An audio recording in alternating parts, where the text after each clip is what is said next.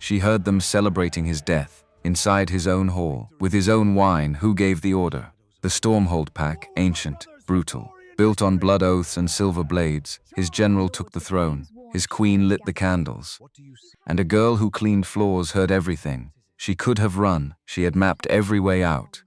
Instead, she stood in the dark corridor, alone, and waited for a king who wasn't supposed to come home. When he finally looked at her, really looked, she didn't flinch. She had already spent her fear. Wolves across the ridge, drones cutting through winter sky, silver weapons in foreign crates, burning torches on a black river, a dead man's coin.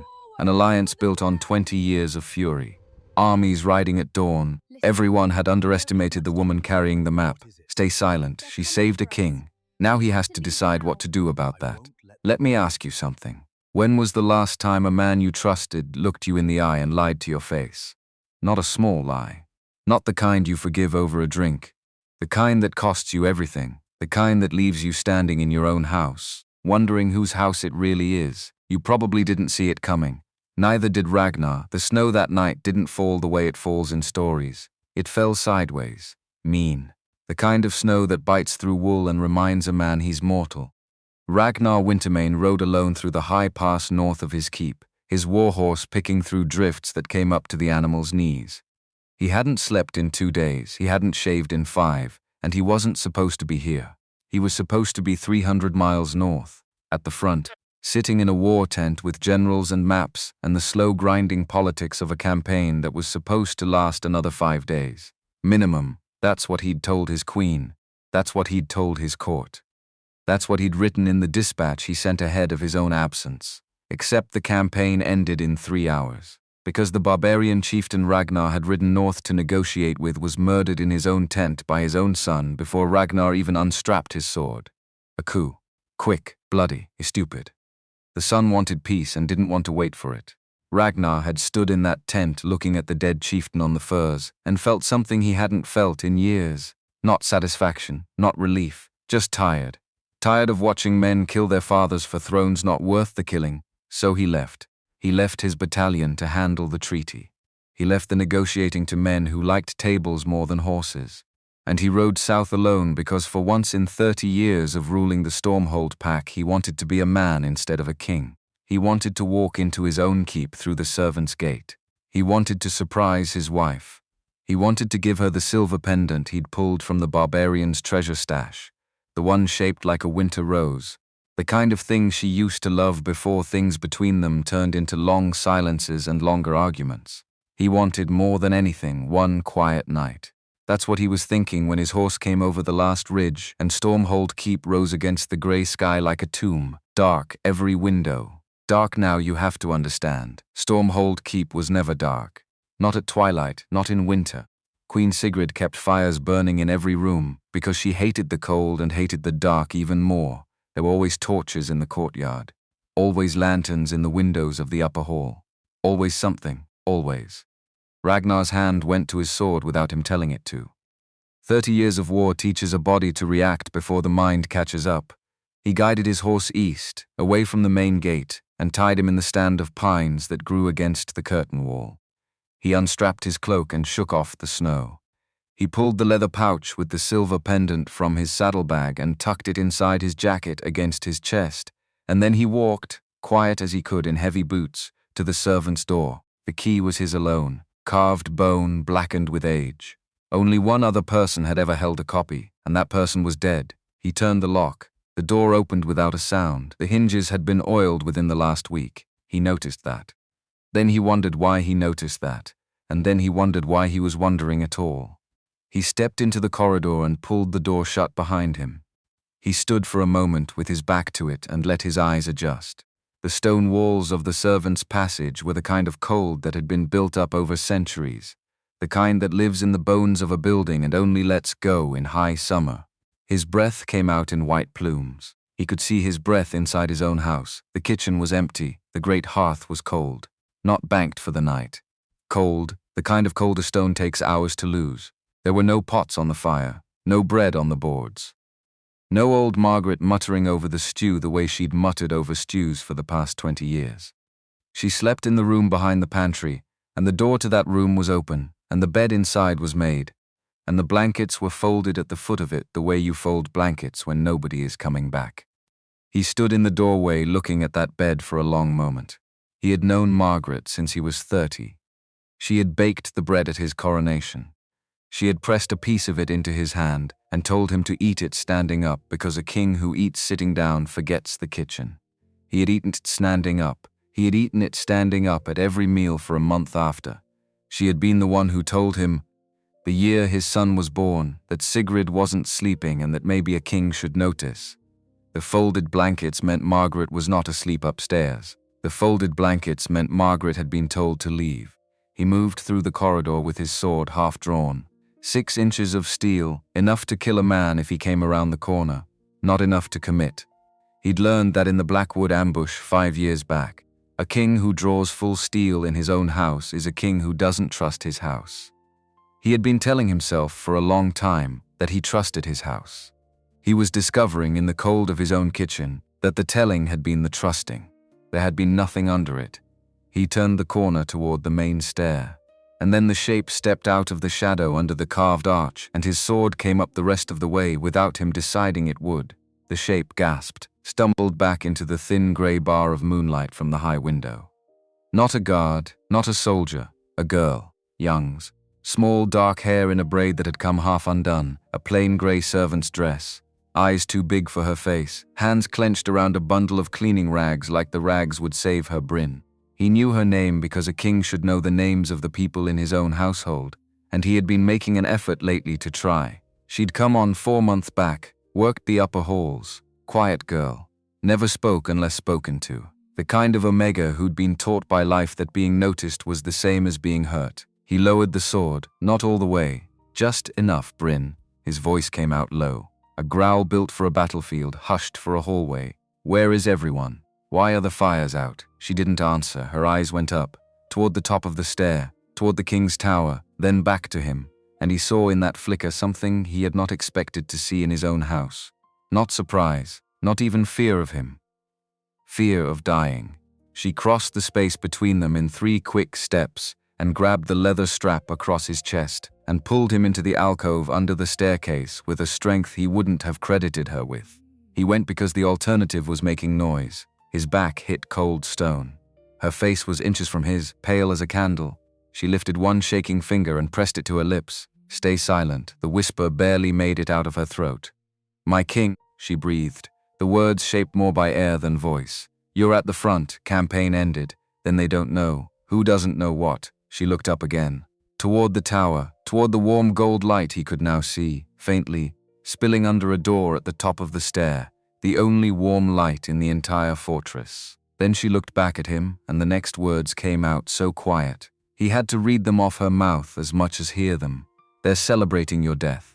Something in him went very still. It wasn't shock. Shock comes from surprise, and he hadn't been surprised by anything in a long time. It was the other thing. The thing a warrior feels when the world rearranges itself in one sentence and he understands, suddenly and completely, that he is in a fight he hasn't started yet. He looked down at her. He was a head and a half taller. Braid had come most of the way undone, and there was a smudge of soot on the inside of her wrist, where she'd touched a cold lamp she didn't have permission to relight. She was 24 years old. He had heard one of the senior stewards say it once, passing him in a corridor. He had filed it the way he filed any small fact about the people who lived under his roof, and he had never thought about it again. He was thinking about it now. He was thinking about how he had been a king of this country before this girl had taken her first breath. He was thinking about how she had stood in this corridor tonight by herself, knowing what was waiting at the top of the stair, and she had not run. He was thinking about a great many things at once, and none of them helped him decide what to do next. How sure are you, he breathed. I have served them tea. Tonight, in there. How many? 2, in the corridor outside. She hesitated. He saw her counting in her head. Not guessing, counting, the way a person counts who has memorized the watch rotation of an entire building. 6 armed, 2 with crossbows. He breathed out slowly through his nose. He did not look up the stair yet. He wanted to. The wanting was a hot thing in the back of his throat. He had not felt rage like that in 20 years, and he was old enough now to know that rage was the worst counsel a man ever takes. Rage runs upstairs, rage kicks open doors. Rage dies on a rug it knew the smell of. He stayed where he was. "Why are you down here?" he said. "Because Margaret told me to go." Where did Margaret go? They sent her to her sister in the lower town. 3 days ago, they sent all the older staff away. They kept only the new ones. The ones loyal to him. And me, why you? Because they didn't think I mattered. He absorbed that, and you stayed. Yes, why? She looked at him. The bar of moonlight fell across her jaw, across the smudge on her wrist. Across the dark of her eyes, she did not look afraid anymore. She had spent the fear already. She had spent it climbing down the stair to meet him in the dark. "Because I owed you," she said. "For what?" Later, he nodded once.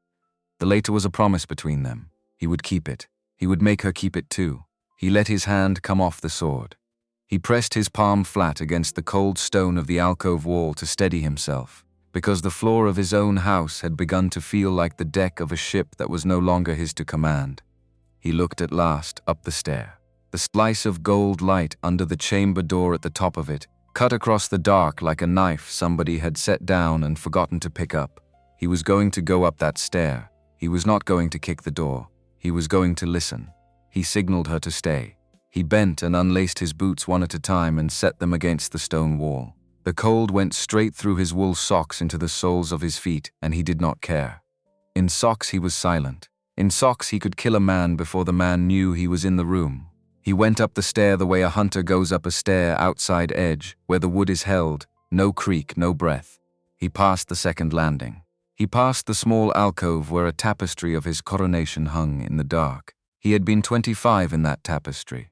He had stood with one hand on the sword of his father and one hand on the head of a young hound that had died of old age the year his son turned 12. He did not look at the tapestry now. He could feel it watching him as he went past. He reached the door at the top of the king's tower, the door to his own chamber. It was open. Not all the way. Just enough to let a slice of firelight cut across the stone floor of the corridor like a knife laid down on a table. He flattened himself against the wall beside the door. He breathed through his nose. He listened. And he heard them. A woman's laugh first, low, throaty, pleased with itself. He knew that laugh. He had heard it the night he proposed. He had heard it the night his son was born.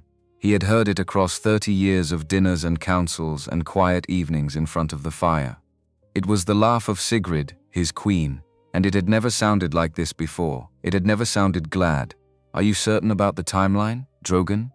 If the battalion returns and reports that he left early, questions will arise." Drogon Ragnar's hand closed on the hilt of his sword so hard his knuckles cracked. The cracking sounded enormous to him. It must have sounded like nothing to the people inside, because the man who answered her was Drogon Blackiron, his general, his right hand. The boy he had pulled out of a dying border garrison 15 years ago and trained with his own sword. The man whose father he had buried. The man who had stood at the foot of his bed when his son was born and sworn an oath in blood to protect that son with his life. "Relax, my queen," and the word "my" landed on Ragnar like a hammer. The messenger I sent ahead confirmed the story. As far as the battalion knows, their king fell in glorious battle against the Northmen, an ambush. Very tragic, very heroic. A glass clinked, a bottle, wine poured 30-year Thornberry. The vintage Ragnar kept locked in the cellar for the night his son's son would be born. And the actual Ragnar, Sigrid asked the way a woman asks about the weather, buried in a northern snowdrift, with a barbarian's axe in his spine. The barbarians are signing confessions as we speak. Well, the ones I paid are Ragnar's lungs forgot what to do. You think when you imagine a moment like this, that it will feel loud, that there will be drums in your chest and red in your vision, that you will want to kick down the door and put your sword through both of them before the next breath leaves their mouths. He had imagined a lot of things across 30 years. He had never imagined this. It didn't feel loud. It felt like standing in a room and watching the floor drop out from under it.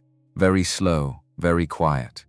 The way a man falls in a dream before he remembers he's allowed to wake up. "How long have you been planning this?"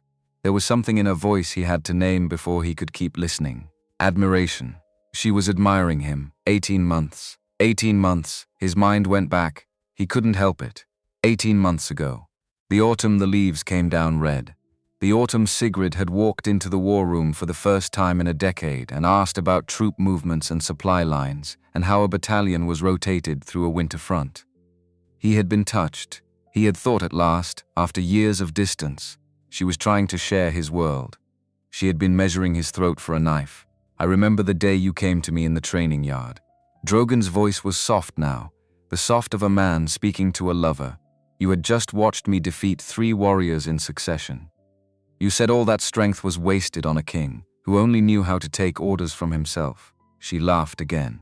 That same low laugh. The hardest part was getting the loyal ones out of the way, the old guard, the ones who would have died for him, reassigns, distant postings, missions that kept them away. Halric was the hardest. The name went through Ragnar like a blade. Halric Stormwatchhead, childhood friend, first lieutenant, the boy who had taught Ragnar to fish a frozen stream when they were 9, the man who had stood at his shoulder for every major battle Ragnar had ever fought. Halric had died on a routine patrol 4 months back, fell from his horse, broke his neck. Tragic accident. The funeral had been small because Halric had asked for it small. Ragnar had cried in private for the first time in 20 years. Halric suspected. Drogon said it the way another man might say it had rained on a Tuesday. He started asking questions, watching the wrong people, so he had an accident, fell from his horse, broke his neck. A pause. He didn't fall, of course. I broke it for him. It was the casualness that did it. Ragnar had killed men, a lot of men. He had cut down enemies in trenches and on walls and in the rotten snow of a dozen winter campaigns. He had stood over dead bodies that he had made dead and felt every weight a man is supposed to feel for that work. He had never spoken of a dead friend the way Drogon had just spoken of Halric. He had never spoken of any dead man that way. Some men kill because they have to. Some men kill because they want to. And the second kind, Ragnar understood, in the stone corridor outside his own bedroom, is the only kind a king should ever fear. What about the Omega? Sigrid's voice sharpened the way a knife sharpens on a stone. That mousy little maid, Brin, she cleans everywhere she might have seen. A pause inside the room, a long one. The sound of wine being sipped. I'll handle her tomorrow. An accident.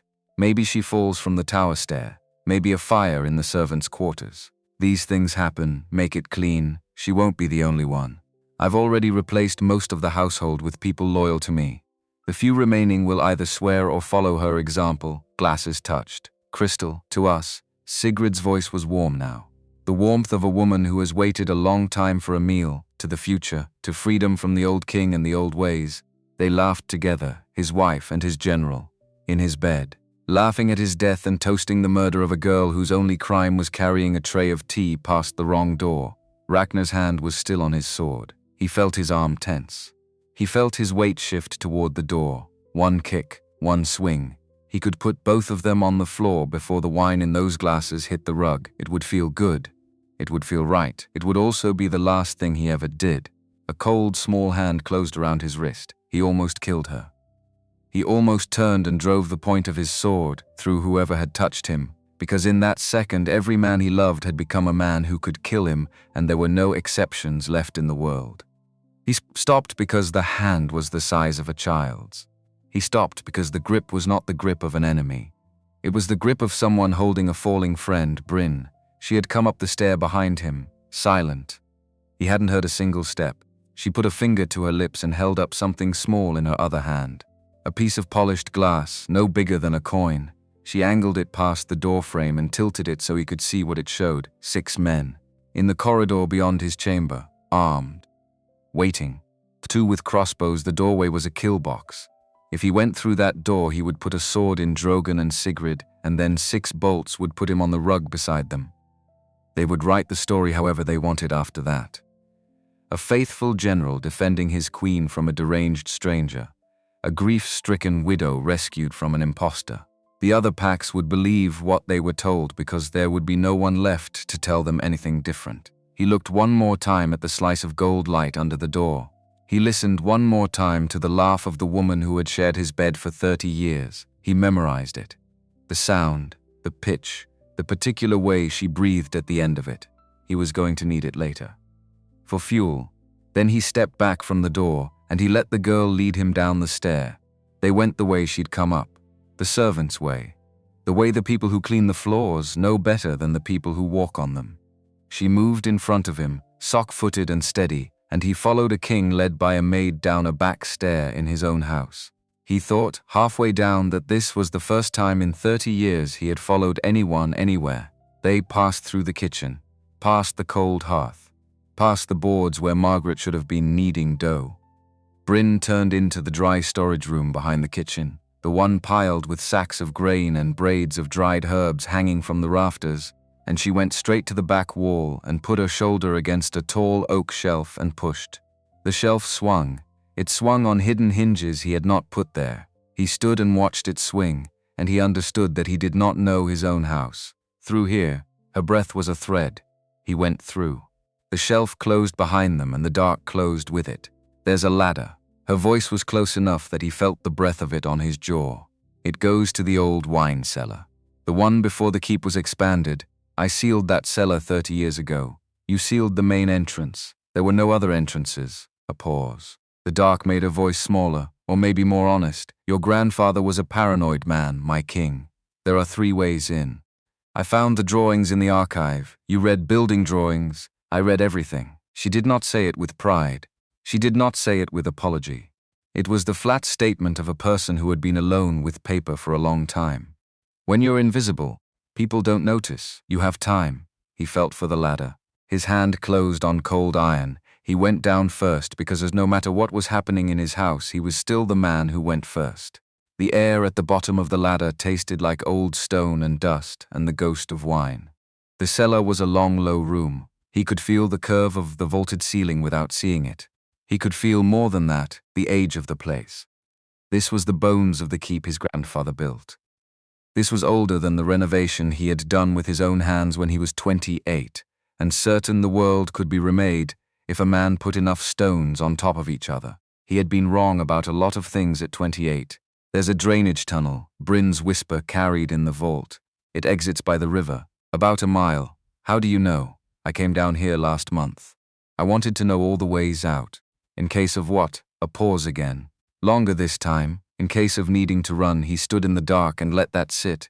A young Omega, 4 months in his house, had been mapping escape routes in the foundations of his keep, alone by lantern, between her shifts of mopping floors. Not for him, for herself.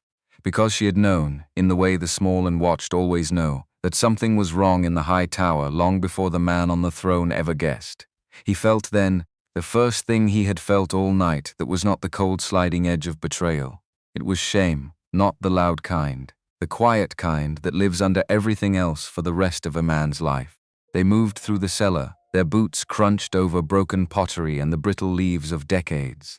Somewhere above them, very faint, he heard the first sounds of search. A boot on stone, a voice barking an order. Then another voice answering. Drogon would have a head count by now. Drogon would know 1 boot was missing from the servant's door. He'll seal the obvious exits first. Then we have an hour, less. They reached the wall at the far end of the cellar.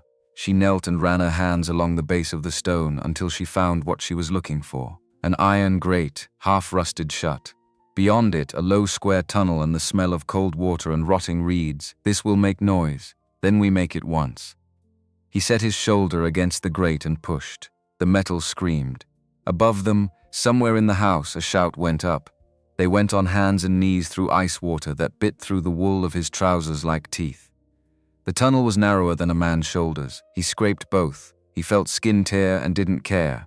Behind them, the search reached the cellar. Behind them, boots crashed against the broken grate. Behind them, a voice he had trained. A voice he had taught to give commands, called his name through stone. Your Majesty? Drogon's voice? Soft, like a friend at a sickbed. Don't make this harder than it needs to be. He bit the inside of his cheek until he tasted blood. He did not answer. He crawled. Ahead of him, Brin turned a corner. He followed. The water got deeper. The tunnel bent. He saw finally a circle of grey light at the end, the color of a winter sky just before the sun gives up. They came out onto a slope of frozen mud at the edge of the river. The wind hit him like a hand across the face. The river was 20 feet wide here and moving fast. The kind of fast that swallows men. The kind of fast that scrubs scent off a fugitive better than any dog. From the keep behind them came a sound that turned his blood to slush hounds. Not wild ones. The pack, his pack, the ones he had bred. The ones he had named. Brin was already moving. She didn't look back to see if he was coming. She didn't need to. He went after her.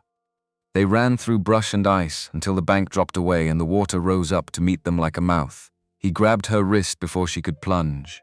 If we do this, we don't come back. Not as ourselves, she looked at him. She was 24 years old and she was barefoot in the snow, and her braid had come all the way undone and her face was the color of the moon and she was not afraid. Tired, hurt, pale enough to faint, but not afraid. The fear in her had ended in the corridor under the staircase. She had spent it all. There was nothing left to be afraid of now, my king. The title came out without grandeur. The way a person speaks a name they have made peace with. I lost myself a long time ago. He squeezed her wrist once, the way men squeeze the wrist of a man they go to war with. Then he jumped and he pulled her after him, and the river took them both. The cold was not cold. The cold was a wall a man hits with his whole body at once. The breath went out of him before he understood that his lungs were not his anymore. He held her hand. He didn't know why. He knew if he let her go she would die. He knew if she let him go he would deserve it. So he held. The current slammed them downstream. A rock came up out of the dark and he twisted and took it on his shoulder so it wouldn't take her in the ribs. The shoulder popped. He felt the joint shift in a way joints aren't meant to shift. He kept hold of her hand. He set his jaw against the white inside his head. They went under. They came up, they went under again. The keep was a black shape against a black sky shrinking behind them. He saw for 1 second between waves, torches on the far bank. 6, then 10, then a line of them. Drogon was already out. Drogon was already hunting. A fallen tree came up across the current like a hand reaching for them. He pulled her against his chest and curled his body around her, and they went into the branches together. Wood tore his cheek open. He felt it without feeling it. He came out the other side and the current widened and slowed, and his boots, miraculously, found stone. He dragged them both onto a rock shelf under an overhang. He set her down. She was shaking so hard her teeth made a sound like coins on a table. He was shaking too. He had not noticed. He got a fire going under the overhang because his hands knew how to get a fire going, even when his mind was somewhere else. 3 strikes. 4. On the 5th the sparks caught the dry moss he scraped from the cracks in the stone. The flame was small. It would have to do. He stripped his outer layer of soaked wool and wrung it, and laid it on a flat rock near the flame. He turned away while she did the same. Survival is not modesty. Survival is staying alive long enough to be embarrassed later. When she was done, she crawled in close to the little fire, and so did he, and they sat shoulder to shoulder under a foot of black rock, with a winter river at their feet, and the sound of dogs somewhere behind them on the other bank. For a long minute neither of them said anything. Then he reached into his jacket, the inside pocket, the waterproof one. The pendant was still there, the silver winter rose. He had carried it for 200 miles to give to a woman who had spent 18 months planning his murder. He turned it over once in his fingers. He thought about throwing it in the river. He didn't. He tucked it back inside his coat. Some weights a man wants to keep for a while, just so he remembers what they cost. Brin, my king, stop that. We're past that, she didn't answer. He looked at her. The fire put gold on the side of her face. Her braid was gone for good. Her hair stuck wet to her cheek. There was a scrape across her jaw where a branch had caught her. She was watching the fire the way a person watches a thing they have been watching alone for a long time, in the corridor. Under the stair, you knew. You knew before I did, 3 weeks, and you stayed. A small movement of her shoulder. Not a shrug. Something quieter. Where would I go? You could have run. I had nowhere to run to. So why warn me? She didn't answer right away. She reached up and touched, without thinking about it, a thin chain that lay against her collarbone under the wet collar of her dress. A small thing. He hadn't seen it. It was the kind of small thing a person doesn't show. 6 months ago, there was a man in the market square, a merchant. He was beating a girl. She had dropped a basket of apples. He was beating her for the apples, he remembered. Vaguely, he had been riding through on patrol. He had not stopped to think. He had simply gotten down off his horse and broken the man's arm in 2 places and put the girl in the kitchens at the keep and told the steward to make sure she had a place. He had ridden on. He had not thought about it again. That girl was my cousin, the only family I had left in the world. You didn't know. You didn't ask her name. You just stopped. She looked at him then. The fire moved in her eyes. You gave me back the only person I had. 3 weeks ago I heard them in the tower.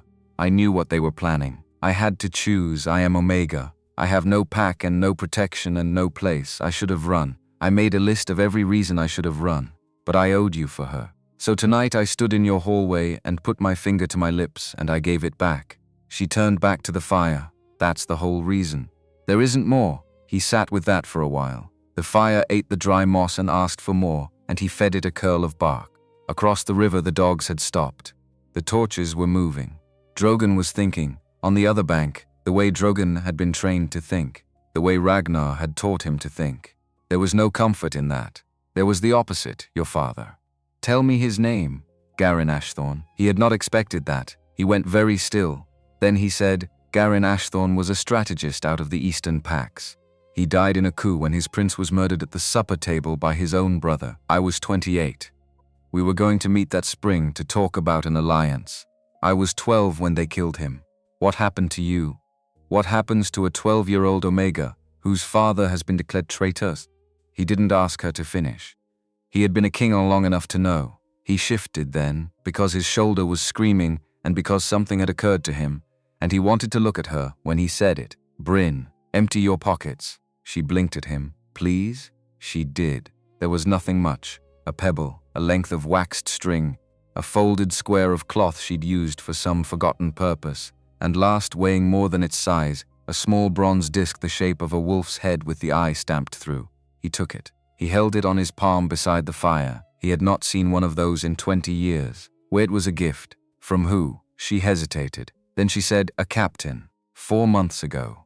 The day I was hired. He stopped me in the lower hall and put it in my hand and told me not to lose it.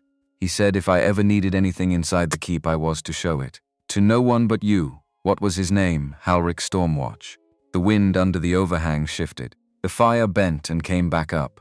Ragnar Wintermute sat on a wet rock at the edge of a black river, in the dead middle of a winter he had not been supposed to live through, and he looked down at the medallion of his dead friend in the hand of a girl he had barely noticed in his own house.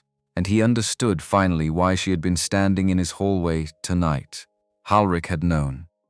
Halric had known something was coming, and Halric had put one last piece on the board before they killed him. He had found a quiet Omega with a strategist blood in her veins and a debt to the king she didn't owe out loud, and he had put her inside the walls, and he had given her a bronze coin, and he had said to no one but him, and then he had let himself be murdered, because a man who suspects the people watching him stops being a man who can warn anyone. Halric had bought silence with his own neck. Halric had spent his last weeks making sure that if the worst came, there would be one person in the keep who would not run, who would know where the back doors were, who would have a reason to put her finger to her lips and say stay silent in the right corridor at the right second. Ragnar closed his fingers around the medallion. He didn't say anything for a long time. He couldn't. There are griefs a man saves for later because if he opens them now they will drown him. He put this one in the place he was building inside himself tonight, and he closed the door on it, and he turned the key in the lock, and he tried not to think about how many doors that room was going to need before this was over. Across the river the torches were thinning. He looked east, into the dark, where the mountains were. They moved at the second watch. The fire had gone to ash and the river had not gone quiet, and Ragnar made the call that the river was a worse risk than the woods. Dogs lose a man in water. Dogs find a man in trees only if a man is stupid. He was a lot of things tonight. Stupid was not one of them. The medallion was inside his coat now. He had asked her if she wanted to keep it. She had said no. She had said it was always meant for him. He had not known how to answer, so he hadn't. They climbed the bank using roots for handholds. His shoulder still wasn't right. Every pull sent a hot wire down his back to his hip. He told it to wait. He had spent 30 years telling parts of his body to wait. Some of them, lately, were starting to argue. They reached the ridge above the river and turned east. East was wrong, east was uphill. East was the mountains where the wolves got bigger, and the air got thinner and the maps got worse. East was also where Theron Greymore sat in a hall built into the side of a mountain like a knife driven into a loaf of bread. That was the point. Drogon would search south. Drogon would put riders on the southern road before dawn because the southern road was where every reasonable man in Ragnar's position would go. There were old allies down south. There were minor lords who still owed Ragnar favors. There were warm fires and quiet rooms and the chance, if a man played it carefully, to rebuild. Drogon had been trained by Ragnar to think like Ragnar. which meant the only move left was a move Ragnar would never make. He told her this as they walked. She listened. She did not interrupt. She had a way of listening that he was beginning to understand was its own form of speaking. After a while, she said only one thing. 20 years is a long time to hate a man. Yes, he'll have hated you well. He will have. And we're walking toward him. We are. She considered that for a few steps in the snow. Then she said, "Good." He looked over at her. She didn't look back. Her breath came out in small white plumes, and she watched the ground for tracks, and the next thing she said was about a rabbit warren they were passing. He filed the word away. Good. He would think about it later. He had a lot of things to think about later. They walked the rest of that night and most of the next day. They slept in a hollow under a fallen pine that had taken half a hillside down with it. He let her sleep first. He sat with his back to the trunk and his sword across his knees, and he watched the gray seam of dawn pull itself across the trees like a tired curtain. Halric, he thought. You knew, and you didn't write to me, and you didn't ride south to tell me, and you didn't break protocol and put yourself at a war council and make me listen. You found a girl. You gave her a coin. You said no one but him. And then you got on the horse you knew you weren't coming back from. You were always smarter than me. You should have been the king. He hadn't said it out loud. He was glad. Some things, if you say them in the open, don't ever come back. Across the hollow the girl slept curled like a fox kit with one arm under her cheek, and he understood with a slow, flat clarity that the only person on this continent who could still vouch for who he was and who he had been was the cousin of a stranger in a market square 6 months ago. The mountains were 5 days east. They made it in 3. They moved on broken sleep and dry meat and snow melted in his cupped hands. They moved on his bad shoulder and her torn boots. They moved on the simple animal fact that stopping meant dying. The first day they cut sign of a patrol and pulled back into a creek bed for an hour and ate nothing and said nothing, and watched 4 armored men in Stormhold colors ride past on the other ridge without a single one of them looking down, his own colors, his own crest. He had stitched that crest himself the year he was crowned because a king should know how a thing is made before he asks other people to die in it. It hung from the back of a man he did not know, on a horse he had bought with his own treasury. Hunting him through his own country, Brin put her hand on his wrist without looking at him. He understood after a second that he had reached for his sword without meaning to. He let his hand fall away. Not yet. No, we get to keep that. Yes. She did not move her hand for another moment. Then she did. The cold of the spot she had touched lasted longer than it should have. On the second night, they camped in a cave that had been somebody's home a long time ago. There was a circle of stones for a fire and a niche in the wall where someone had piled bones from a winter that had killed them, or almost killed them, or set them on a road away from this place forever. He could not tell which. He started a fire in the old ring because the old ring had held fires before and stones remember. She fell asleep again before he did. He let her. He sat with the small flame and he watched it, and after a long time, with no one in the world to hear him, he said the name out loud. Halric, just the name, nothing else. He had not been able to do that all those months ago at the funeral. He had not been able to do it sitting beside the grave alone 2 weeks after. He had been a king. He had wept like a king. Which is to say, behind his teeth and into his own collar, in the cave he said the name once, and it sounded the way a word sounds when it has been waiting in a man's mouth for a long time to be put down somewhere safe. He did not say it again. On the 3rd morning the drone came. He didn't know what it was when he saw it. He had seen falcons. He had seen ravens. He had seen the hand-trained hawks that the southern lords like to take to court, because a bird on a glove makes a poor man look rich. This was not that. This was a small black shape that moved against the sky in a way nothing alive moves. Straight lines, pivots without wings, a hum that didn't belong to any throat. He pulled her down under a stand of dwarf cedar and held still until it passed. What was that, Drogans? She said it immediately, without surprise. He has more. What is it? A scout, a small one. It sees in the dark, by heat, by the warmth of bodies. There's a screen somewhere a man watches. There's no man on it.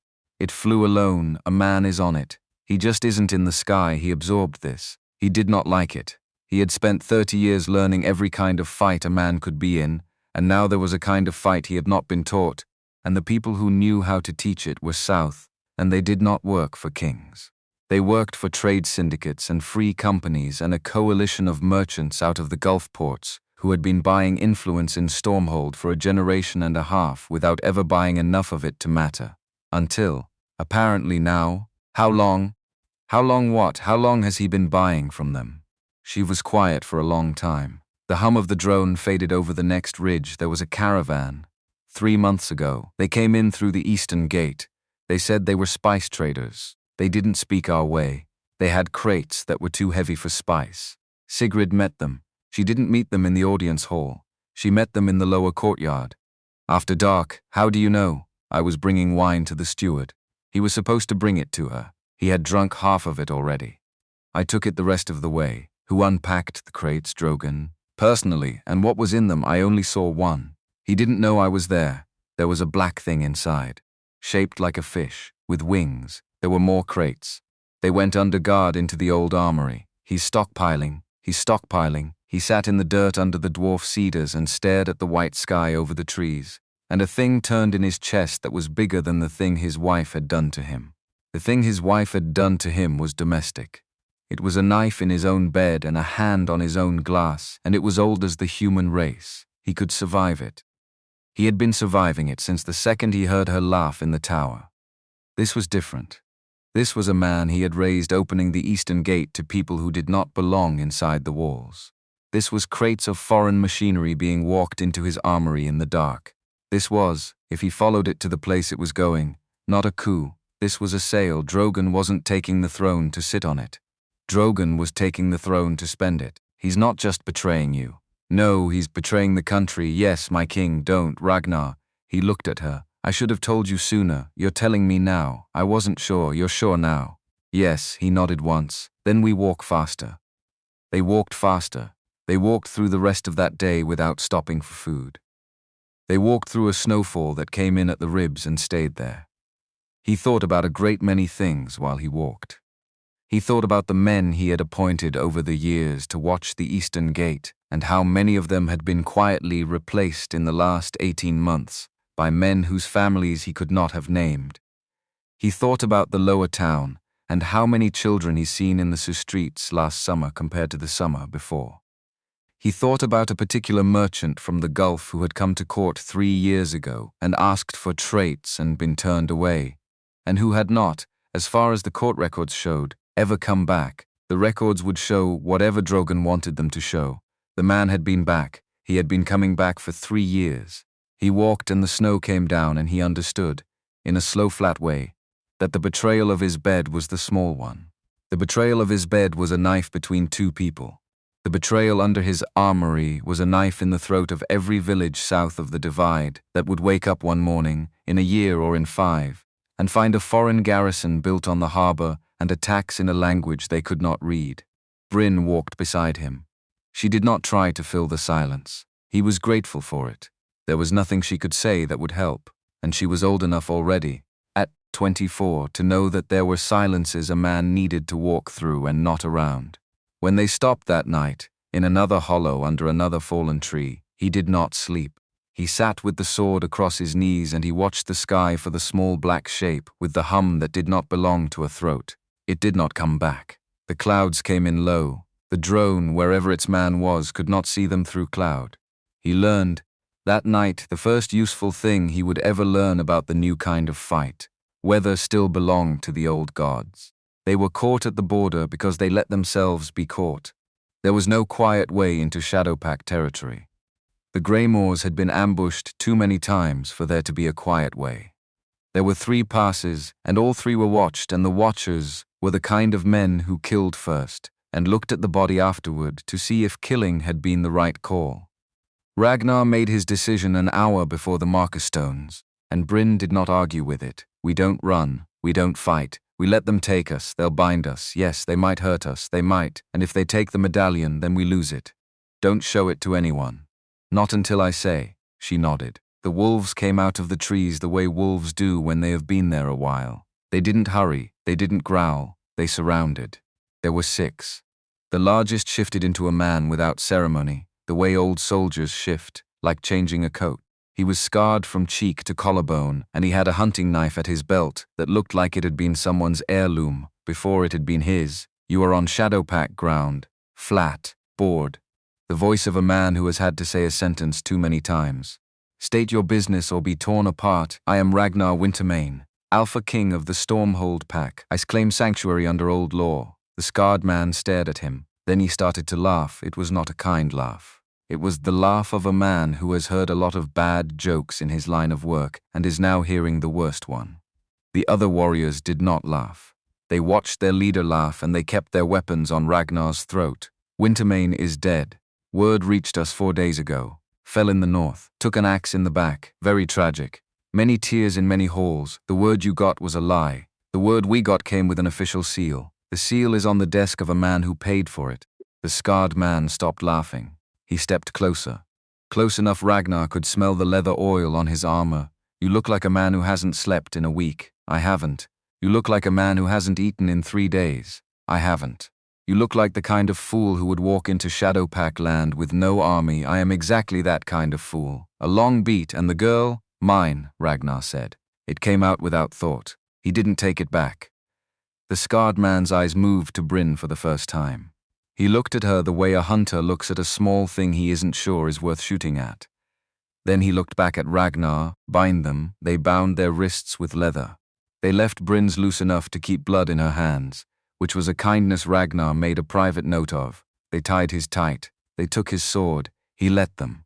They didn't search his coat. He thanked in the back of his mind. Whatever small god still owed him a favor. They walked. The fortress of the Shadow Pack rose from the side of the mountain, like something a much older country had built and then forgotten to take down. The stones were darker than Stormhold stones. The towers were thicker. The arrow slits in the walls were not arrow slits. They were narrower. They had been recut somewhere in the last 50 years, for the longer bows the Greymoors had started training their children on after the Broken Ridge campaign. After the campaign Ragnar had won, after the campaign that had ended with him standing over Theron Greymoor with a sword at the man's throat and choosing, against every reasonable counsel, not to use it, he had been 35. He had told himself, at the time, that mercy was the smart play. He thought now, walking up the icy switchback toward the gates of a fortress that had spent 20 years preparing to outlive him, that he had been a man too young to know the difference between mercy and a bill he was leaving for his older self to pay. They were marched through a courtyard full of men training. Real training. Not parade ground. The kind where the wooden swords had taken chunks out of the cobblestones, and the instructors didn't yell because they didn't need to. The men watched him pass. None of them said a word. He heard behind him, one of them spit on the stones. He did not turn. The hall was dark and long and smelled of wood smoke and old fat.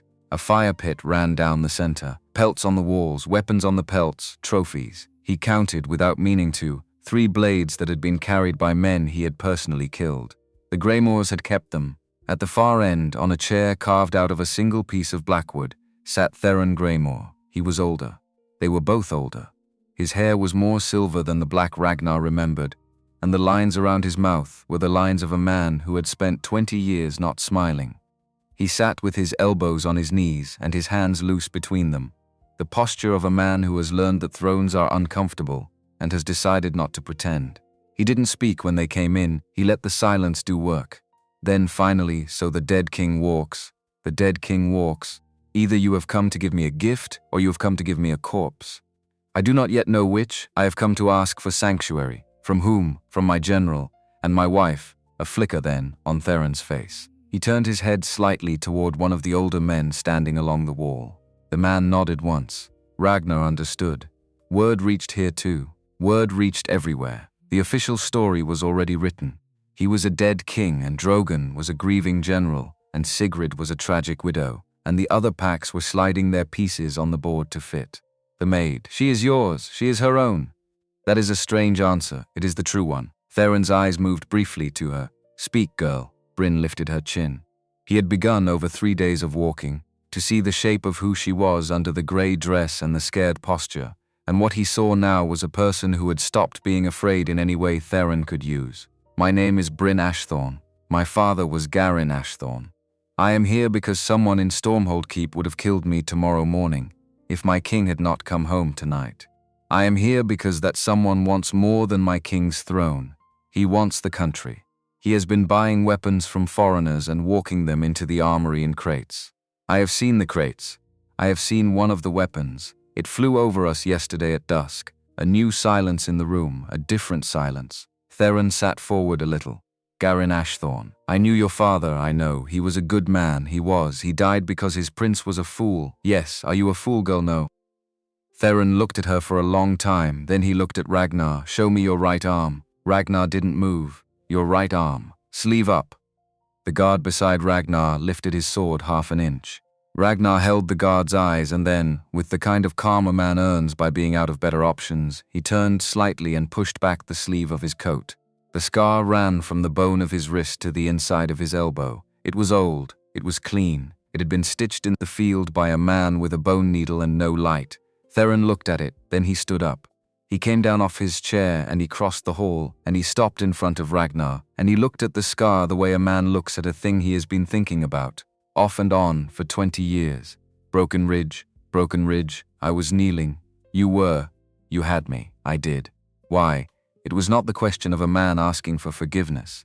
It was the question of a man who had been carrying a stone in his pocket for 2 decades and was finally putting it on the table. Ragnar took his time.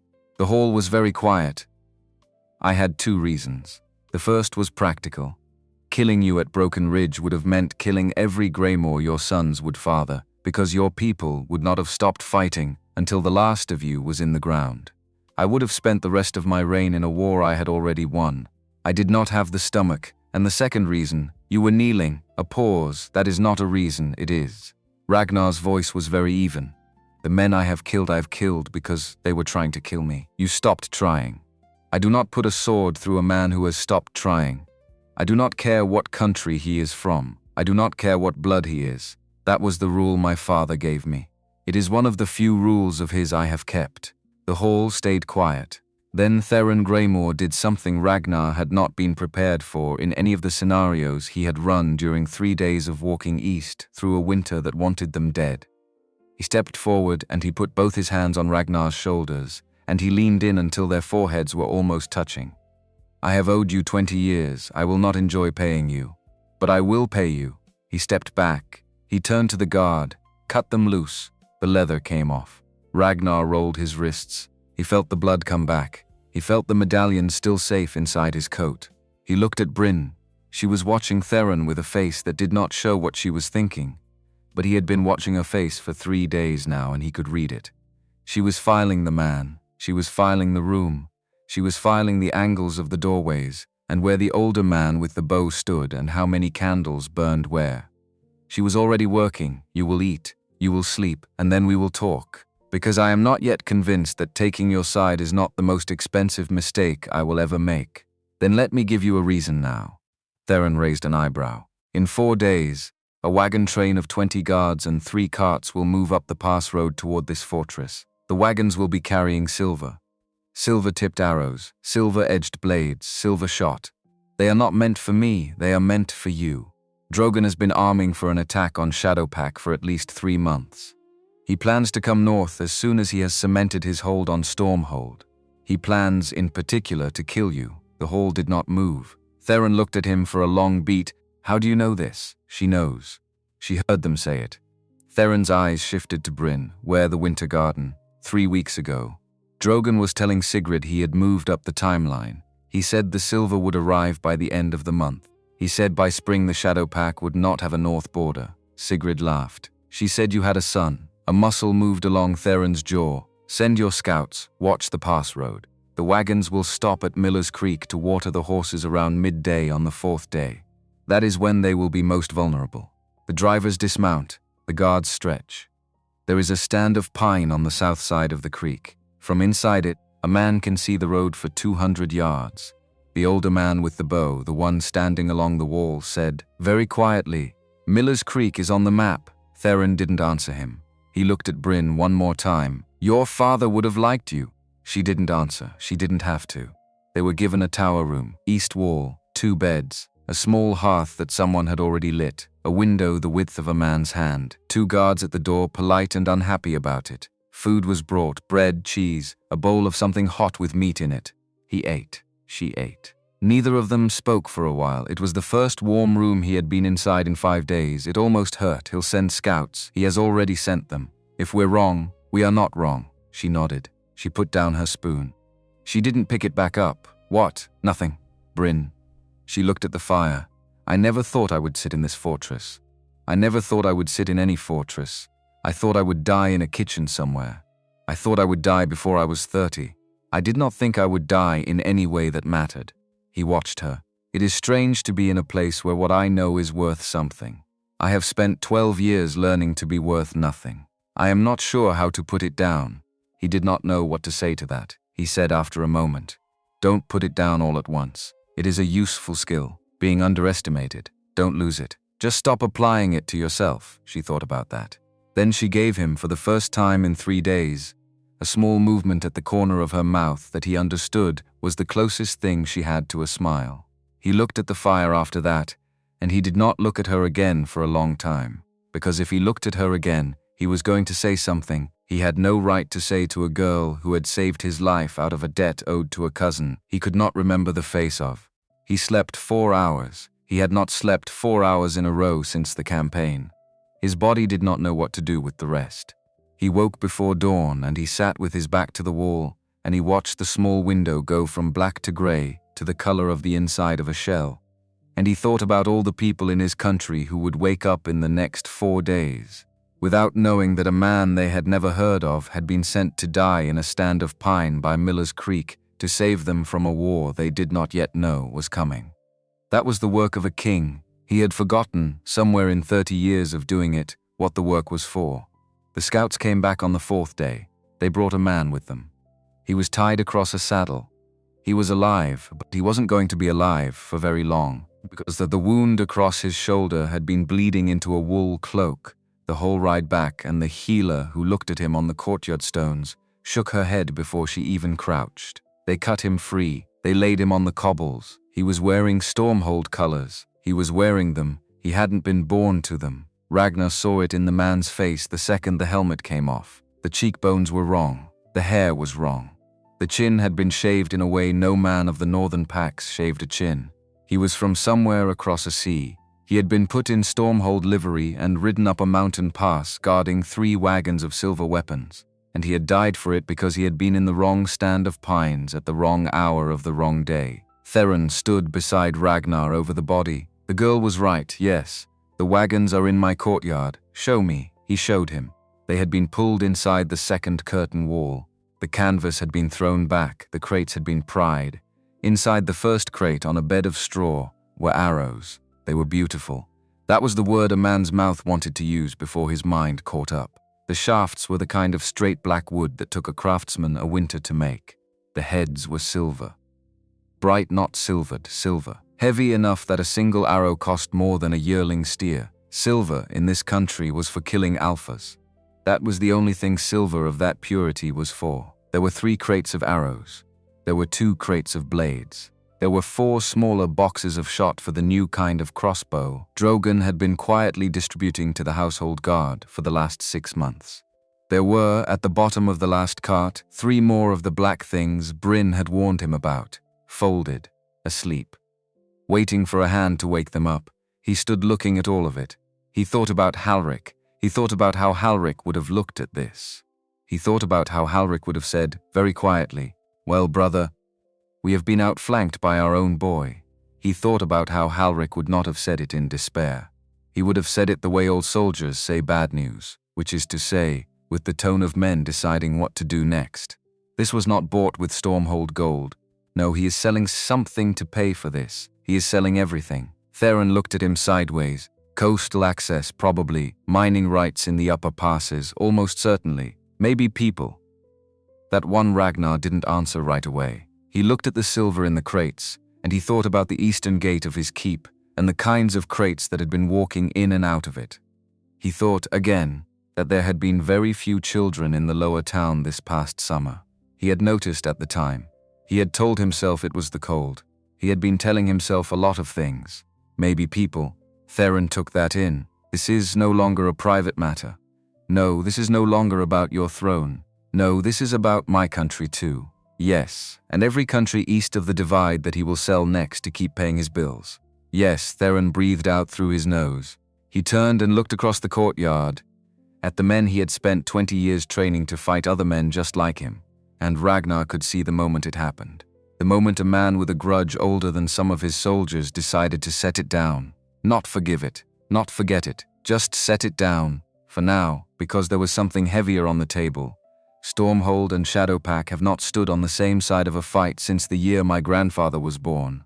No, we will not be friends. No, we will be allies until this is done. And then we will go back to being what we were. Agreed, swear it. Ragnar swore it. He did not swear it in any of the formal ways. He said simply, with his hand flat on the side of one of the silver crates, until Drogon is in the ground, the north border of Shadowpack is mine to keep as if it were Stormhold's, and the south border of Stormhold is yours to ride into without challenge. Theron put his hand on the other side of the crate. Done. They didn't shake. 20 years was too much for shaking. The attack came 2 nights later. It came without warning, because Drogon had not waited for the silver. He had moved the moment one of his patrols failed to come home. He had pieced the rest together fast, because Ragnar had trained him to piece things together fast, and he had brought every man he could spare and several he could not. 70, maybe more. Heavy armor, siege ladders. 2 of the black flying things in the sky an hour before the rest of them came over the ridge. They hit the eastern wall at the hour the moon went behind the mountain. Ragnar was already on the wall when they came. He had not been able to sleep. He had not been able to eat. He had been sitting on the parapet with his sword across his knees and his eyes on the dark, and when the first drone came over the ridge with its small green light, he understood it was tonight. And he didn't bother to call the alarm because the watch had already seen it, and the bells were going. Brin was in the east tower with the archers. He had not asked her to do that, she had asked. The old man with the bow had given her a longbow and a quiver and a place at the second window. She had not argued about the bow, she had not pretended. She had drawn it twice in the courtyard the morning before to test the pull, and the old man had watched her draw it, and had walked away without saying anything, because there was nothing to say. Her father had taught her, a man can take a lot of things from his daughter. He cannot take what he has put in her hands. The first wave came up the ladders. The Greymoors poured oil. The oil went down the ladders, and the oil went into the snow at the foot of the wall, and the oil caught from the torches, and the night turned orange. Ragnar fought on the wall beside Theron, and a man came at him with a Stormhold blade, and the man's face under the helmet was the face of a young soldier Ragnar had promoted himself 2 summers ago. And the young soldier swung first, and Ragnar finished it in 3, and did not look at the body when he stepped over it, because if he looked he would not get up again. Your king lives. He shouted it on the wall into the dark. Drogon has lied to you. Look at me, your king lives. Some of them froze, most of them didn't. The ones who didn't were Drogons all the way through. The ones who froze were boys. He killed 3 more, and his shoulder went out again in the 3rd one, and he had to put his sword in his offhand for the next stretch, and he did. Because 30 years of fighting teaches a body more than one way to do a job. He saw, in the second wave, what he had been afraid he would see. The men coming up the second batch of ladders were not Stormhold men. Their armor was not Stormhold armor. Their helmets were a shape he had never seen on a head in his country. They were the men from the wagons. The men from across the sea. The men in his colors had been the bait. The real soldiers were the second wave. The wall had emptied its arrows on the first wave because the first wave had been wearing his crest. The second wave came up cleaner. He understood then how Drogon had been planning to take Shadowpack. He had been planning to throw Ragnar's own boys at the wall first and let the wall waste itself on them. He shouted it down the wall. Hold the arrows. Wait for the second wave. The Greymoors held. The next volley went into the foreign helmets, and the foreign helmets went off the ladders, and the bottom of the wall began to look like the floor of a slaughterhouse, and the smell came up. In the east tower, a man in the colors of one of Drogon's lieutenants broke through the line on the second wall and made for Theron's back. Theron didn't see him. Theron was fighting 2 men in front of him. The lieutenant had a clear run, 12 yards, open. Brin put an arrow through his throat at 280. Ragnar saw it happen. He saw the man drop. He saw across the courtyard and through the smoke and the flying ash, the dark window of the east tower, and the small pale shape standing at it, already knocking the next arrow. Theron, who hadn't seen the man, didn't see the arrow either. He saw the body. He turned. He looked up at the tower. He found Ragnar's eyes across the smoke. He nodded once, the way a man nods to another man who has just paid a debt the second man didn't know was owed. Ragnar shook his head. "Not me," the sheikh said. Theron looked at the tower. He bowed his head. A king of the Shadow Pack bowed his head, in the middle of a battle, on his own wall, to an Omega in a borrowed tower with a borrowed bow. Ragnar would remember that. He would remember it for the rest of his life. The attack broke at the second hour. Drogon's men pulled back. They left their dead. They left two of the black flying things, both shot down out of the sky by an archer on the north tower who had taken the time, in the calm before the wave, to listen carefully to the sound of the things and aim by ear when they passed through cloud. The wall held barely. Theron came down off the parapet, bleeding from a cut over the eye. He found Ragnar in the courtyard with his sword still in his offhand. He put his good hand on Ragnar's neck and pressed his forehead to Ragnar's forehead, and he said, very low, "Only for him, brother. We ride at first light." Ragnar didn't move. He couldn't for a second. Brother, 20 years. He didn't trust his voice. He nodded. Theron let him go. He turned. He started giving orders. The bells stopped. The wounded were carried in. The dead were laid out.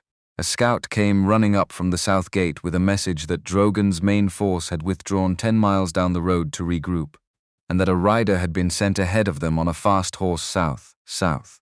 Drogon had not pulled back to fight again here. He had pulled back to get home in time for the memorial. The memorial was in 3 days. 3 days to reach a fortress 8 days away, with a wounded force and a girl with a longbow and an enemy who would be standing in front of every Alpha Lord in the country pretending to bury him. Ragnar stood in the courtyard of the Shadow Pack, with a sword in his offhand, and his good shoulder wrenched, and the body of a young Zul'jah he had once promoted at his feet, and he said, to no one in particular, the words a king says when there is no other move left to make, 20 riders. Mountain Pass. We leave in an hour. Theron, across the courtyard, didn't argue. He just nodded and turned and began picking the riders. They rode out at the hour. The wounded were still being counted. 20 riders. Theron at the head with his eye stitched and his shield strapped because his arm wouldn't lift it without help. Ragnar at his right, with his sword in a sling across his back because his shoulder was finished for the next month. Brin at his left, on a smaller horse with a quiver across the saddle and the longbow strapped along the flank. The pass road was for fools. They took it anyway. The straight road would have put them in the lower country in 5 days.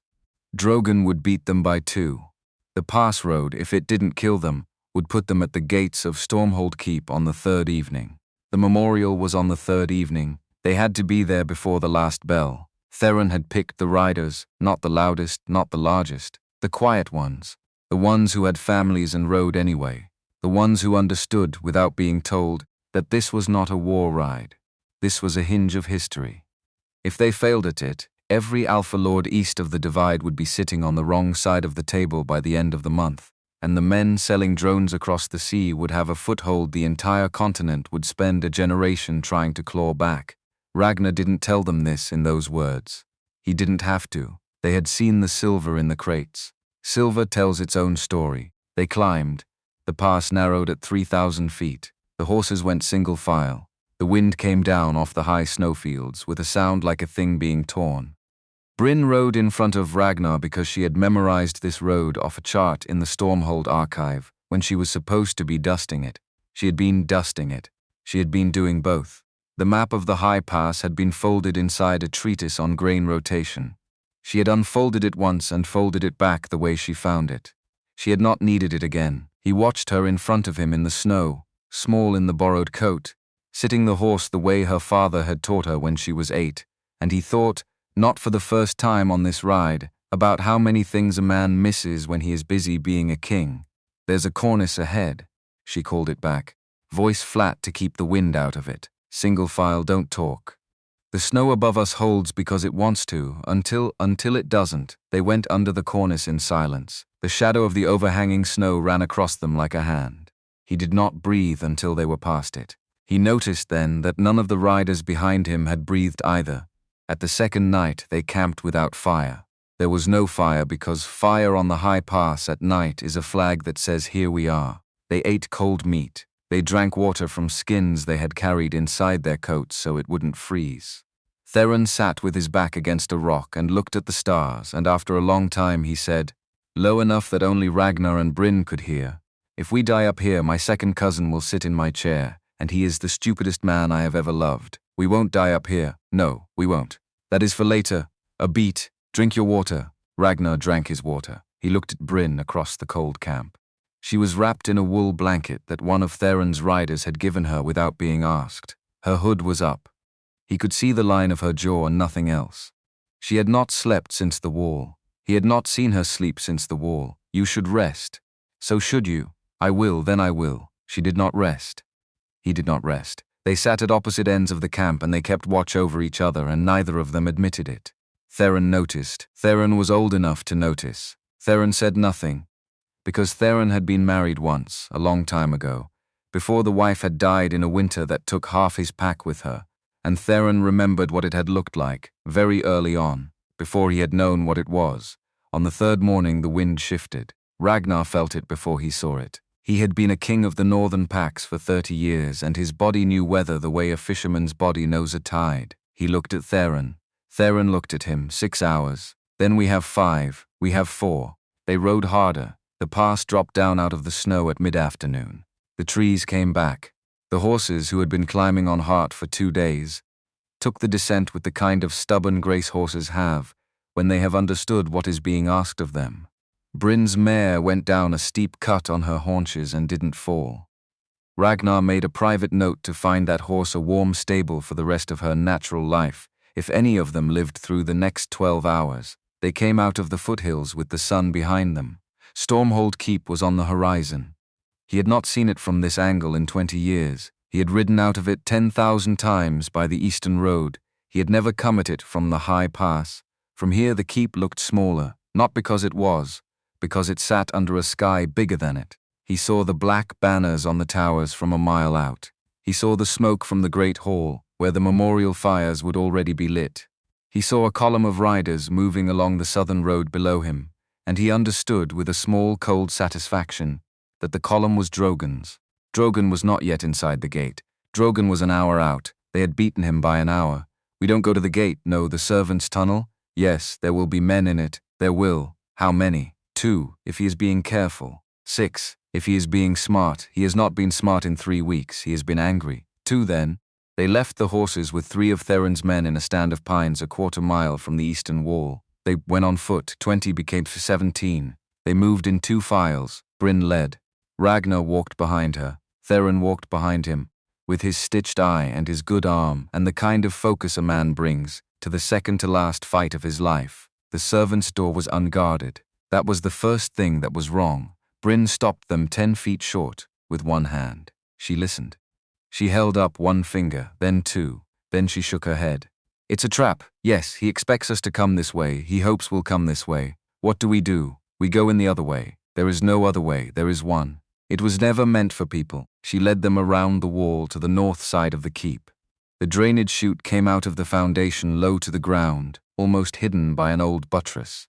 It was a hole barely wide enough for a man's shoulders. It had not been opened in 80 years. The iron grill across it had rusted to a thing that could be pulled apart by a child if the child was patient. Brin pulled it apart. She did not look proud of it. She looked tired. They crawled, one at a time, through a tunnel that smelled of every century the keep had been standing. Ragnar went in 5th because Theron insisted. He came up inside the keep in the small storeroom behind the lower scullery, the one that had been bricked off in his grandfather's time and that he had not known still existed. Brin was already on her feet, brushing dust off her sleeves. Theron came up next. Then the rest, 17 men, stood inside the walls of Stormhold Keep. The keep did not know they were there. Above them, faint through the stone, the bell for the memorial began to ring. Move. They moved. Brin led them up the back stairs. Not the servants' stair where the trap was. A different one. The one behind the chapel. She had cleaned it on her 2nd day. She had not been told to. She had wanted to know where it went. It went up 2 floors and came out behind a tapestry in the gallery, above the great hall. She had been waiting 4 months for a reason to walk it. This was the reason. They climbed in silence. They passed a sleeping guard on the 2nd landing. Theron's men took him without a sound and tied him and left him breathing, because Theron had been very specific that there would be no killing in the corridors. Killing in the corridors meant alarm. Alarm meant the gates closing. The gates closing meant Drogon arriving in an hour to a city locked in his favor. They reached the tapestry. Brin put her hand against it. She listened. She nodded. She drew the bow off her back. Ragnar drew his sword in his offhand. Theron drew nothing because Theron's arm was finished. But he had a knife at his belt and an expression that said the knife would be enough. On 3, 1, 2, the tapestry came down. The gallery ran the length of the great hall, 10 feet above the floor, set with carved railings and tall, narrow windows that the dying sun was coming through in red bars. The hall below was full, every alpha lord within 4 days' ride, every minor pack leader who had ever sworn to Stormhold, the lower lords in dark mourning, the higher lords in formal black with the silver chains of their offices. At the center, on the long stone bier that had held Ragnar's father's body 40 years ago, lay a closed coffin, symbolic, empty. Draped in the Stormhold flag, beside the coffin stood Sigrid in black silk. Beside Sigrid stood Drogon in formal armor. Drogon was not an hour out. Drogon was already there. Ragnar's mind tripped on it for half a second. Then it caught. Drogon had not been on the southern road. The column on the road had been a decoy. Drogon had ridden hard and quiet and gone in through his own gate 2 hours before the bell. He had cleaned himself up. He had put on his ceremonial armor. He was already at the bier with his hand on the flag in the middle of a sentence. And in the long shadow our king's passing leaves over this hall, I make to all of you this pledge. I will not let his work end. I will not let his country drift. I will stand as protector of his widow, and through her of his line, until such time as the council deems it wise to formalize a new order. A murmur ran through the lower lords. The higher lords did not murmur. The higher lords had already known the speech. Brin knocked the arrow. She did not aim at Drogon. She did not aim at Sigrid. She aimed at the heavy iron candle stand behind the bier, the one with 12 burning candles, the one that had been Ragnar's mother's wedding gift to his father. She drew. She waited. Ragnar stepped up to the railing. He did not shout. He used the voice he used to use when he was tired, and a man at his table needed reminding which side of it he sat on. Drogon, look at me. Drogon's hand froze on the flag. The hall didn't move. Not yet. The lords below did not yet understand what they had heard. They had heard a voice in the rafters. They had heard a voice they almost recognized but couldn't place because the man it belonged to was supposed to be in a snowdrift in the north. Drogon looked up. His face went the color of paper. Sigrid looked up half a second later. Her face did the same thing but slower, because she had to fight the part of herself that had been smiling under the veil. Brin loosed the arrow. It hit the candlestand at the joint. The candlestand fell. 12 burning candles rolled across the stone floor of the great hall toward the feet of every alpha lord in the country, and the hall finally moved. There were shouts. There were chairs going over. There were swords coming halfway out of scabbards before their lords remembered that drawing steel at a memorial was a thing that could not be taken back. The candles burned out on the cold flagstones. The smell of beeswax rose. The hall, in 3 seconds, became a hall of men standing on their feet, looking up, my lords. The hall went quiet. He came down the gallery stair. Slowly, he did not hurry. He did not rush the entrance. He had been a king for 30 years, and he knew that the first lesson of a hall is that the man who walks slowest is the man who is believed first. He came down with his sword in his offhand, and his coat torn, and his face 2 days unshaved, and he walked along the side of the hall with the lords parting in front of him, because none of them, in that moment, was going to be the man who stood in his way. He stopped 10 feet from the bier. He looked at Drogon. He didn't look at Sigrid. He would. Not yet. You started my funeral without me. That is poor planning. From a man I trained myself to plan. Drogon's hand went to his sword. Don't. The voice came from Theron, behind him, on the gallery. Theron had not come down. Theron was standing at the railing with his knife held loose, and behind him 16 Shadowpack warriors had stepped out of the shadow with their bows half drawn, and the higher lords on the floor had finally understood, all at once, what they were looking at. Drogon's hand fell off his sword. My lords, Ragnar turned a quarter to take in the hall. In the last 7 days I have been hunted across my own country by men wearing my own colors. I have been chased through the high pass by machines bought with the price of our coastline. I have learned that the man standing beside my coffin tonight has been selling Stormhold to a coalition of foreign merchants for the last 18 months, that he has been arming for an unprovoked attack on the Shadow Pack to begin before the snow melts, and that he had this Maid, he gestured without turning, and Brin stepped to the rail above, scheduled to be murdered tomorrow morning in a kitchen fire because she heard him say so in the winter garden 3 weeks ago. He let it sit. If any lord in this hall wishes to call me a liar, do it now. Do it in front of the others.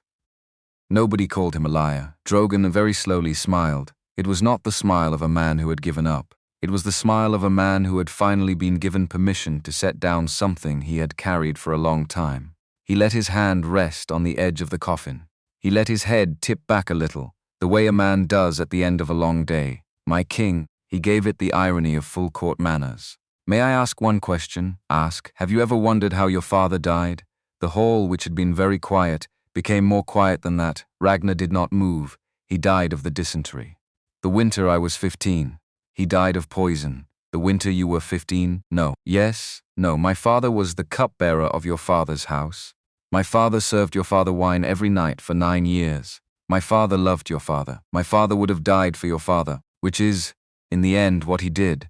Ragnar felt the hall tilt. He didn't move. He didn't show it. But the hall tilted. My father discovered that your father had been quietly killing the line of the Western Pack, not in battle, in their cups, at their tables, to consolidate the North. He did it well. Nobody knew. Nobody but my father who poured the wine. My father said, "My lord, I cannot serve this anymore." My father gave him one chance to stop. Your father that night put a small white powder in my father's own cup. He served it to him with his own hand. He sat with him while he drank it. He held his hand while he died. He told the household it was the dysentery. He buried him at the wall with full honor. He gave me, his orphan son, a place in his guard. He raised me, my king, beside you. He raised me beside you with the blood of my father on his hands, and he never knew that I knew. Ragnar did not move. How did you know? My mother told me, on her deathbed. I was 19. Your father had been dead 4 years. I had already loved you by then, the way a younger brother loves an older brother. I had already sworn an oath to your son. I sat with my mother and she said, "My boy, the king's father killed your father." And I was 19. And I had nowhere to put the knowing, so you put it in 18 months. I put it in 18 years. 18 months is just when I decided to do something with it. The hall did not breathe. Ragnar looked at him. He had thought, walking into this hall, that the worst thing he was going to hear tonight had already been heard. He had thought he had nothing left to be broken by. He had thought he had built the inside room where he was keeping all this, and that the room had a lock. The lock, it turned out, had been on the wrong door. You could have come to me. At any point in 19 years you could have come to me and said what? The truth. And what would the truth have made of you? A man whose father was a murderer. Yes, a man whose father was a murderer. A man whose throne sits on the bones of a cupbearer. A man who would have had to look at me every morning, knowing. You would not have survived it, Ragnar. You would have ground yourself down trying to repay a debt that could not be repaid.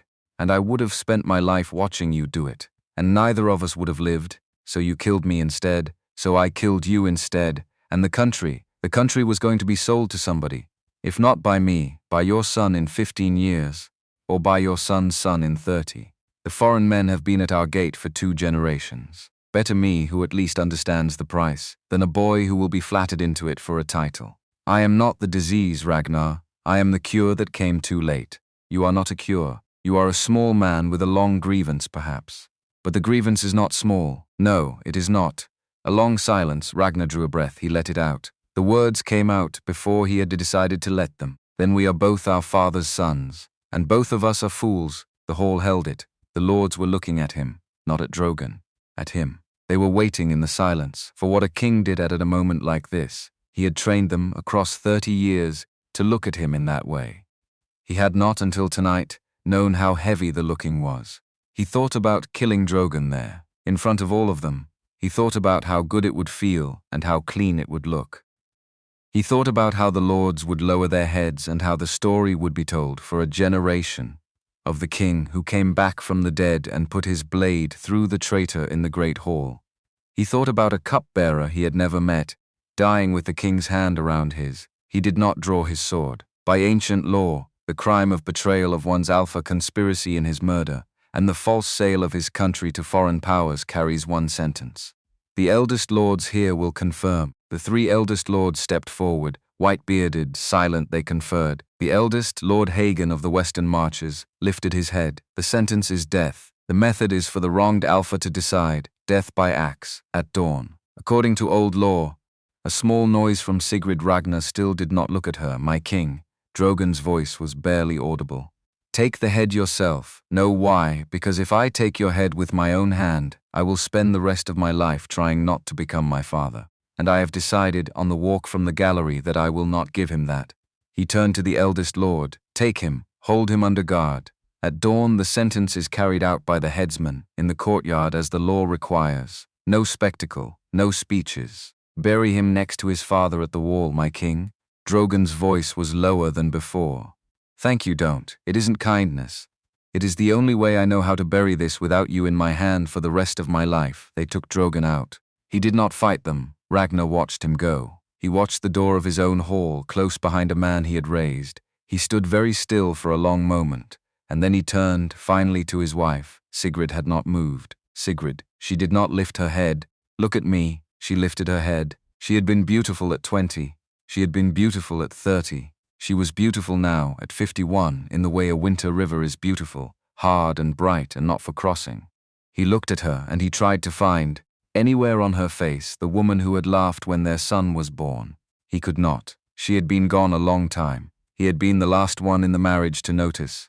You let him? I helped him. Why? She looked at him for a long beat.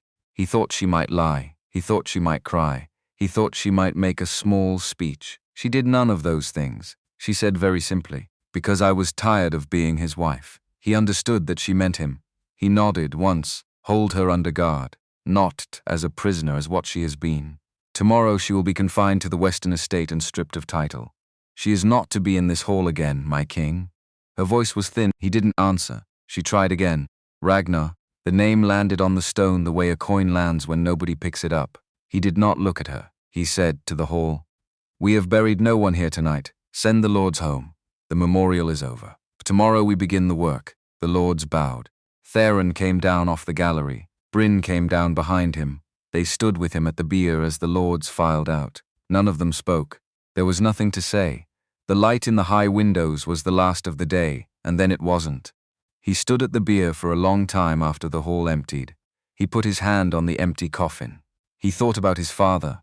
He thought about a man whose name he did not know dying with that hand around his wrist. He thought, you raised me on a story. The story was wrong. I have spent 40 years honoring a man I did not actually know. What do I do with that? He did not have an answer. There may not be one. You spend the first 30 years of your life building a picture of the people who made you. You spend the next 30 years using that picture to make decisions. Then, somewhere around 45, you find out the picture was painted by people who needed you to see something specific, and the people themselves were never in the frame. You don't burn the picture. You can't. You painted too much of yourself onto it. You take it down off the wall. You look at the wall. You decide what you are going to put up in its place, if anything. And you understand that whatever you put up will also be wrong, but maybe less wrong, because you know now that wrong is the only kind of picture there is. That was the thought he was thinking when he turned finally and walked out of the great hall.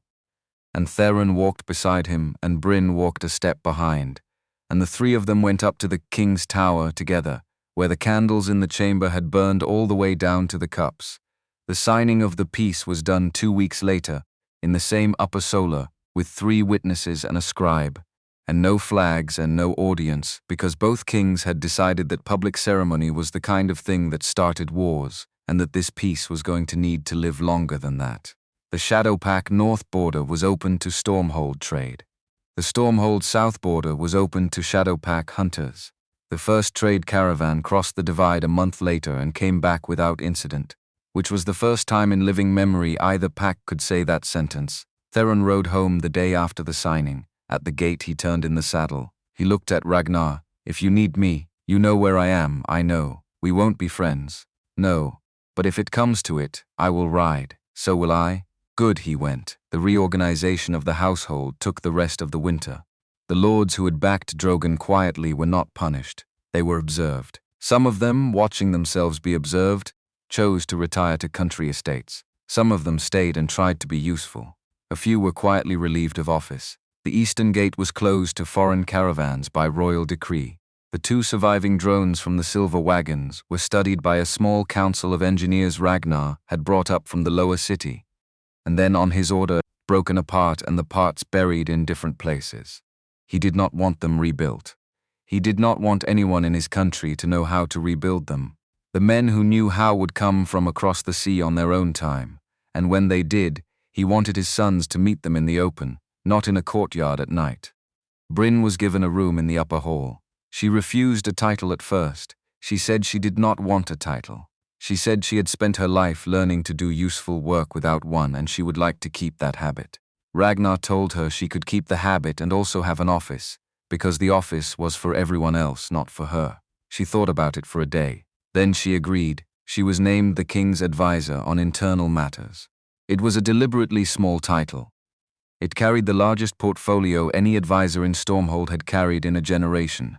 She built in the first 3 months a quiet network of omegas and servants in every major household in the country, paid out of the king's own purse, answerable to her alone. They did not spy. They listened. They reported what they heard in the kitchens and in the corridors.